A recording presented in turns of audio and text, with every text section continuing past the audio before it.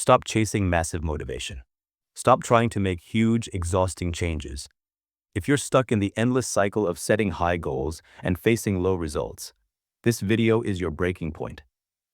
The key to radical transformation isn't an overnight overhaul. It's hidden in the smallest details of your day. Welcome to QuickReader, where we distill the world's best books into actionable insights. Today, we're diving into the core philosophy of Atomic Habits by James Clear.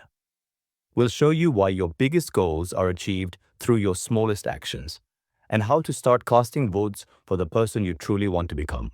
The problem isn't your motivation, it's your system. Today, we're unlocking the foundational principles of Atomic Habits by James Clear, and discovering why the secret to radical, life-changing results is hidden in the smallest details. Clear's philosophy is built on the astonishing power of marginal gains. He asks, what if you just got 1% better every single day? On the surface, 1% sounds negligible. But in a year, those small gains don't just add up, they compound.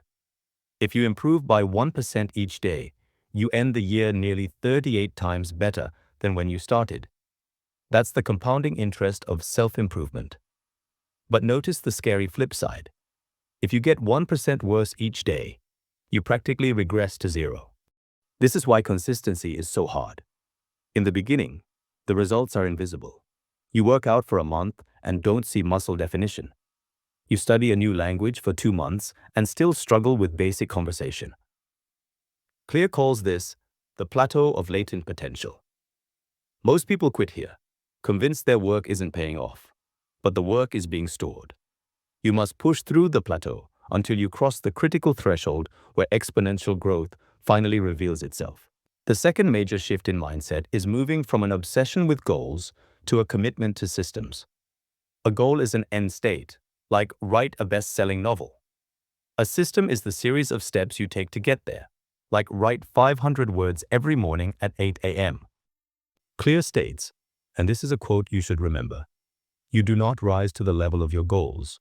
You fall to the level of your systems.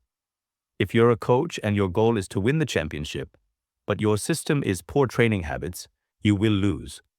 The goal provides direction, but the system determines your progress. Goals limit your happiness because they put your success into a binary state, achieved or failed.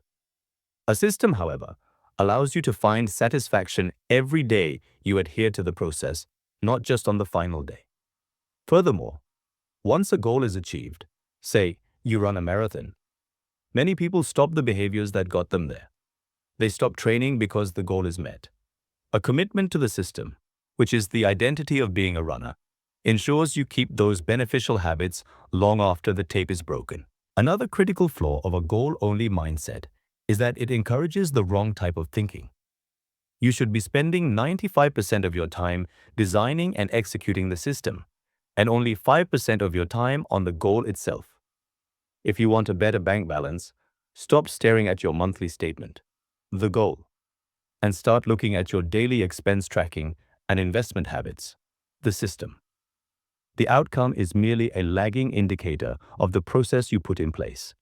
If you want to be a writer, stop thinking about the book. Start thinking about the system of showing up at your desk every day. When your system is strong, the results, the goals, become the natural, almost automatic outcome. This is the most transformative part of the book, the shift to identity-based habits. Most people chase outcomes. They focus on the top of the pyramid. I want to quit smoking. But this doesn't change who you are. When you focus on identity, your motivation changes from external results to internal consistency. You're not just trying to achieve something, you're trying to prove something to yourself. The goal is not to read a book, the goal is to become a reader. Every time you perform an action, you cast a vote for the type of person you wish to become. One sit-up isn't going to transform your body, but it casts a vote for the identity of, I am an athletic person. The most important thing is to simply start casting votes for your desired identity, no matter how small they are. So how do we build these atomic habits and create these powerful systems? James Clear provides an actionable blueprint based on the 4 stages of a habit. The Q, the craving, the response, and the reward. This leads to the 4 laws of behavior change. Over the next 4 videos, we will unpack each of these laws and their inversions for breaking bad habits. These laws are the practical toolkit you need to design your life for success. In video 2, we dive into the first law. Make it obvious.